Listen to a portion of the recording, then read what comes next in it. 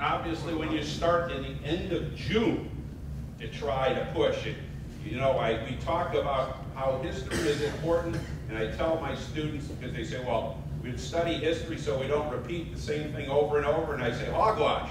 You don't do that. You just learn from information so you have better circumstances, because if we'd learned from our past, we never had one war.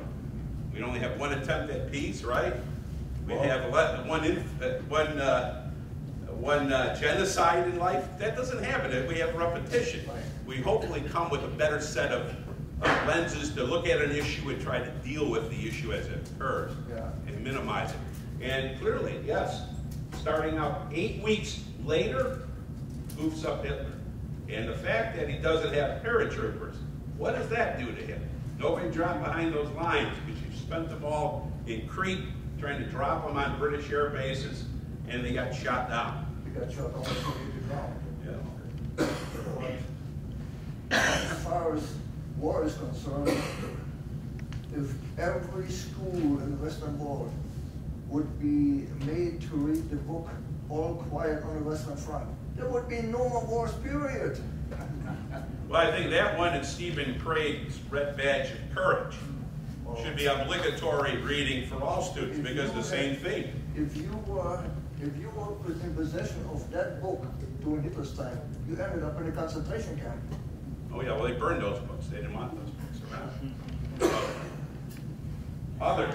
German national goals. What about Hitler's personal goals? For next week. What was driving him? What was driving him? And that becomes more and more muddled as the war goes on. We're not seeing a clear plan. He starts the war with some lucidity. As the war continues, he becomes more and more elusive.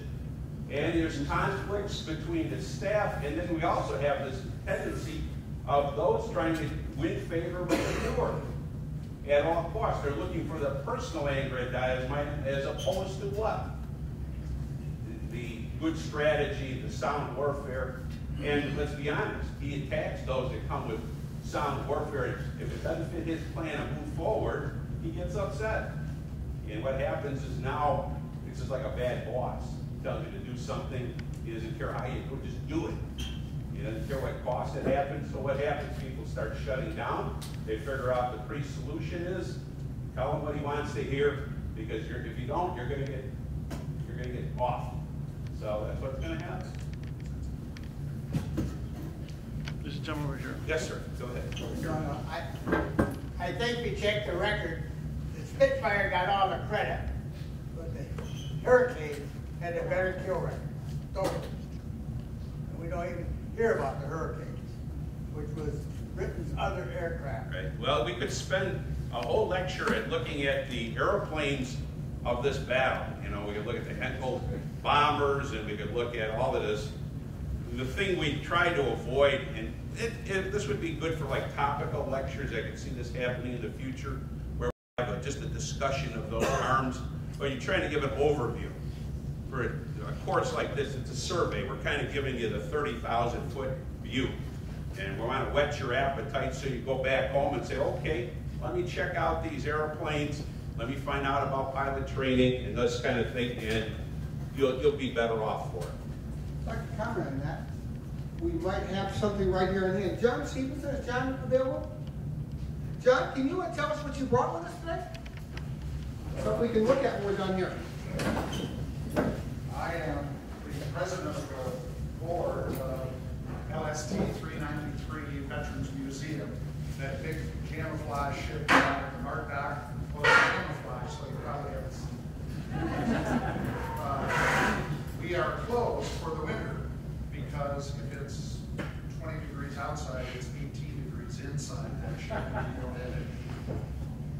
But we have a wide variety of displays and artifacts and educational items concerning a wide range of World War II aspects, also other wars. We honor veterans of all wars. But what I brought today was our large scale, 1/18 scale models of a BF-109, the Messerschmitt, that was the main fighter of the Luftwaffe and a model of the Spitfire. I believe that's a Mark I. There were many marks, many versions of the Spitfire. And these are the planes that fought in the skies over southern England in the summer of 1940. Someone over there said, well, the Hurricane ought to get some credit. And you're right, the Hurricane should get some credit because there were a lot more Hurricanes in the RAF than there were Spitfires. But they haven't made a big model of one yet. So I don't have one of those.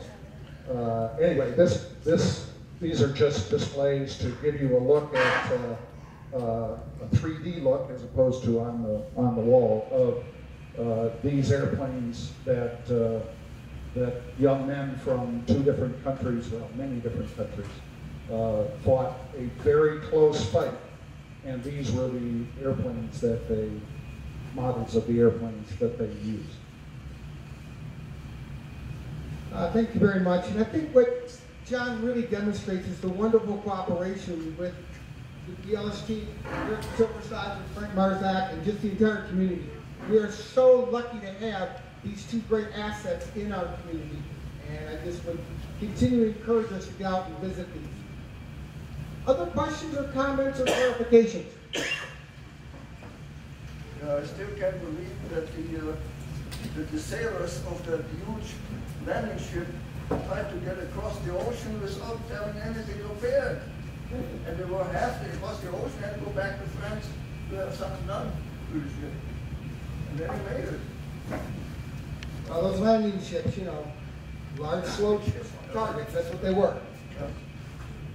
Yes, sir. Can you talk a little bit, or will you be talking at all about how people supplied, you know, either sides supplied food and some of the things and how difficult that challenge was, and how that may have caused some implications in terms of being able to sustain war? We particularly got a nice session coming in March by Dr. Dan Yates on what Muskegon's role was as the art of democracy, and all the different armaments and supplies that came right from the city. So that's one thing we will highlight quite a bit. And George, I don't particularly have myself any information on the food logistics. Is that something you cover or not necessarily? Because again, a great topic, as he mentions. Our big goal here is to take a group of students, which we really appreciate these young students of all ages, and learning about this topic without a lot of background. Most of the students have expressed to us that they've got some cursory knowledge of World War II, but not a significant background. So we try to choose a very appropriate book for them and give the overall view. The only food logistics is when we do the siege of Leningrad during Barbarossa. I will show you what the Russians were eating on Thanksgiving Day and what the Americans were eating. Pictorially. Pictures will tell you a lot. Okay? You recognize the World War II veterans here? Yes, World War II veterans. Can we see your hands this evening again?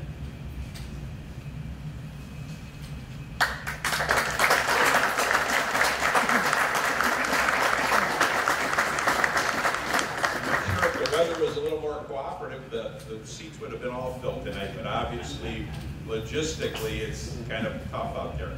But please, encourage friends, family, neighbors to come to the lectures. I don't know what else is going on in Muskegon on a Monday night in the middle of winter. You only can watch Dancing with the Stars so many times, right? America's Got Comedy or whatever the heck they're